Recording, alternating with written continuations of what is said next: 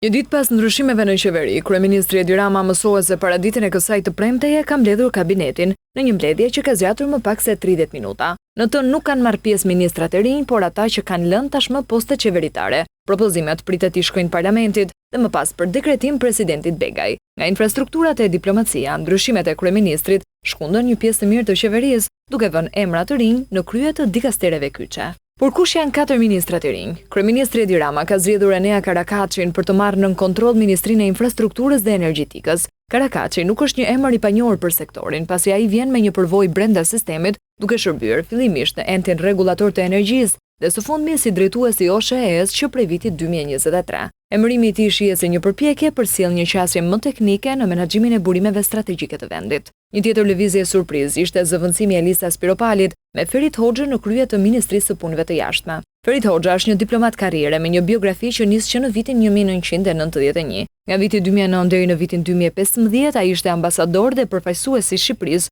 në Kombet e Bashkuara në New York dhe ambasador i jo rezident i Shqipërisë në Kubë. Më 30 shtator 2021 ai u emërua ambasador dhe përfaqësues i përhershëm i Shqipërisë në Kombet e Bashkuara në New York. Ndërkohë, Ministria e Mbrojtjes do të drejtohet tashmë nga Ermal Nufi, i cili zëvendëson Pirovëngun. Nufi vjen nga pozicioni i zëvendës sekretarit të përgjithshëm të kryeministrisë. Ai ka punuar edhe si këshilltar ligjor dhe drejtues bordesh në kadastër dhe ARSH. Nga viti 2021, Nufi ka mbajtur pozicionin e këshilltarit ligjor të Ministrit të Infrastrukturës dhe Energjisë, si dhe ka shërbyer në pozicione të ndryshme brenda administratës publike shqiptare. Së fundmi, Eriona Ismaili merr detyrën e ministres për marrëdhëniet me parlamentin duke zëvendësuar Toni Gogun, i cili katapultohet në postin e ministrit të drejtësisë. Ismaili ka qenë kandidate për Partinë Socialiste në qarkun e Vlorës, ndërsa ka funksionuar edhe si koordinatore në projektin Bashki të Forta.